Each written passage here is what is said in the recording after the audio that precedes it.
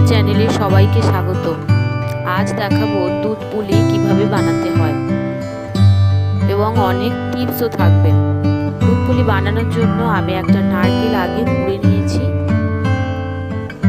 তারপর কড়াইয়ে একটু গুড়ের সঙ্গে নারকেলটা একটু ছাই মেরে নিচ্ছি। নারকেলটা তৈরি হয়ে গেছে। এবার দুধ পুলির জন্য যে আটাটা লাগবে সেটা তৈরি করে নিচ্ছি। কড়াইয়ে জল দিয়ে জল গরম হয়ে গেছিল, তখন সেই গরম জলের মধ্যে লবণ দিয়েছি। তারপর অল্প অল্প করে চালের গুঁড়ি দিয়ে দিয়ে এভাবে ডোটা তৈরি করে নেব।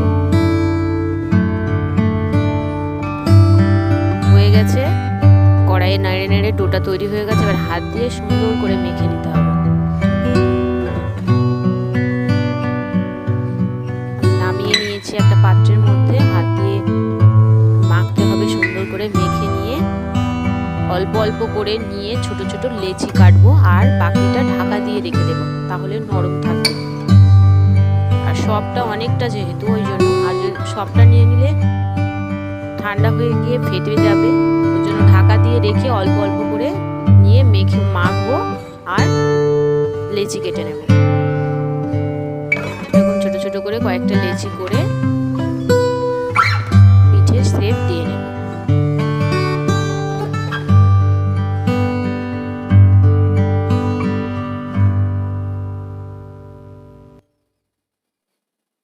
এভাবে হাত দিয়ে সুন্দর করে সমান করে নিতে হবে। তারপরে বাটির শেপ দিয়ে নিতে হবে। প্রথমে গোল গোল গোল গোল করে এভাবে বাটির মতো করে শেপ দিয়ে নিতে হবে। বাটির মতো হয়ে গেলে এর মধ্যে পুরটা দিয়ে দেব পরিমাণ মতো।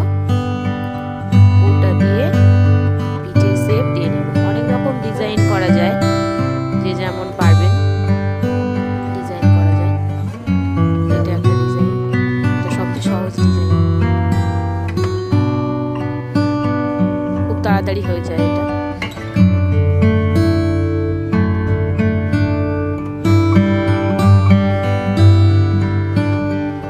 হয়ে গেছে একটা।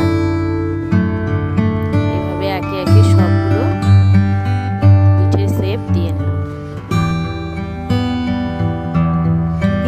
আর হাতে একটু করে জল লাগিয়ে নিলে হাতে আর লেগে যাবে না।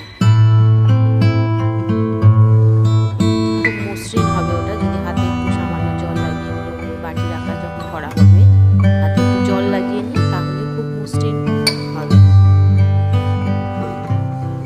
এভাবে আটকে নিয়ে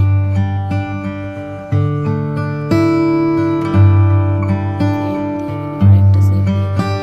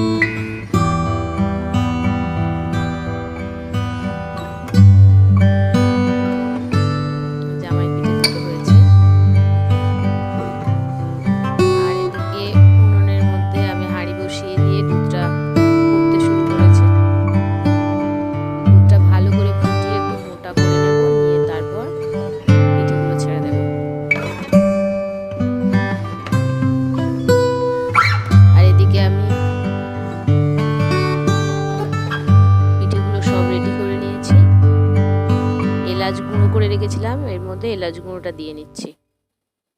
পুরো দুধটার মধ্যে ফ্লেভারটা চলে